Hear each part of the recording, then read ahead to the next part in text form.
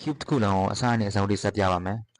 ဘယ်လိုဆက်ရလဲဆိုတာသိချင်ရင်ဒီအပေါ် comment မှာထောက်ပြီးတော့တွက်ကြည့်လို့ရပါတယ်ဒီဗီဒီယိုထဲမှာတော့မတင်ပေးပါဘူးဆက်ပြမှာပါ step 1မှာအဖြူအောင်ကိုအပေါင်းပုံစံဖြစ်အောင်ရေးလုပ်မှာဖြစ်ပါတယ်အဖြူအောင်အပေါင်းပုံစံဖြစ်ဖို့အတွက်အဖြူအောင် piece ကိုလိုက်ရှာရပါတယ်ဆိုတော့အောက်မှာတွေ့ပြီးဒီအပြာနဲ့အဖြူပါတဲ့ piece ကိုယူရဲပြီးတော့ရင်ဒီကောင်အဖြူအောင်စီပို့ပါတယ်ပြီးတော့ရင်လိမ္မော်အဖြူလိမ္မော်စီကိုအရင်တွားဆက်တယ်ပြီးတော့မှအဖြူစီကိုပို့လိုက်တယ်နောက်ဆုံးတစ်ခုကတော့အစိမ်းအဖြူဖြစ်ပါတယ်အစိမ်းအဖြူကိုယူပြီးတော့မှအဖြူအောင်စီပို့လိုက်ရင်အဖြူအောင်အပေါင်းပုံစံရသွားပြီ step 2မှာကတောက်မှရှိတဲ့ corner တွေကိုလိုက်ညှိမှာပါဒီအနီအစိမ်းအဖြူပါတဲ့ piece လေးကိုအရင်ညှိပါတယ်ပြီးတော့ရင်နောက်ထပ် piece တစ်ခုလိုက်ရှာပါတယ်ဒီလိမ္မော်အပြာအဖြူကိုညှိတယ်ပြီးရင်အစိမ်းအဝါအဖြူပါတဲ့ piece ကိုလိုက်ရှာမယ်လိုက်ရှာလိုက်တဲ့အခါမှာဟိုအောက်ဆုံးမှာတွေ့ပါတယ်ဒီကောင်ကဒီလိုမျိုးအောက်ဆုံးကြားထဲမှာညှက်နေရင် sexy move ကိုပဲတုံးပြီးထုတ်ပေးလို့ရပါတယ်ပြီးရင်ဒီ piece ကိုလည်းသူရှိရမယ့်နေရာကိုပို့ပေးပါတယ်ရောက်သွားပါပြီပြီးရင်တော့နောက်ဆုံးတစ်ခုပဲကြာတဲ့ corner ကိုထပ်ညှိပါတယ်ဒါဆိုရင် step 2ပြီးသွားပါပြီ step 3မှာကြာတော့ဒီအလယ်ပိုင်းအလောင်မှာရှိတဲ့ piece တွေကိုလိုက်ထည့်မှာပါ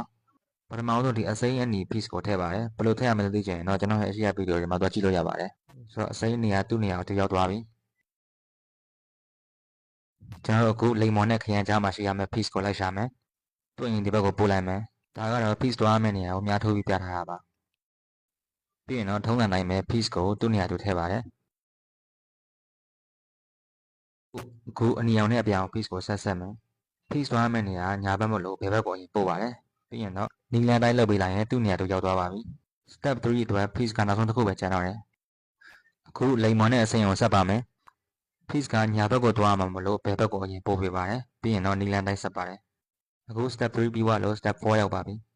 step 4ကတော့ step တွေအကုန်လုံးမှာအလွယ်ဆုံးလို့ထင်ပါတယ်ဘာဖြစ်လို့ဆိုတော့သူကအများကြီးသိလို့ဆန်မလို့ဒီအဝါရောင်အပေါင်းပုံစံနဲ့ရအောင်ပြီးပြီ step 5ကိုရောက်ပြီဆိုရင်ဘေးကအယောင်တွေနဲ့ center တွေကိုလိုက်ညှိမှာပါဆိုတော့အယောင်တွေတူနေလားဆိုတော့လိုက်ရှာကြည့်ပါမယ်ဒီအချိန်မှာအနည်းဆုံး2ယောင်ကတော့တူနေရပါမယ်ဆိုတော့2ယောင်တူတဲ့ဟာကိုလိုက်ရှာပါတယ်ရှာရင်းနဲ့ဒီမှာတွေ့ပြီအစိမ်းရောင်နဲ့လိမ္မော်ရောင်2ယောင်ကပေးချင်းကက်ရလေးတူနေပါတယ်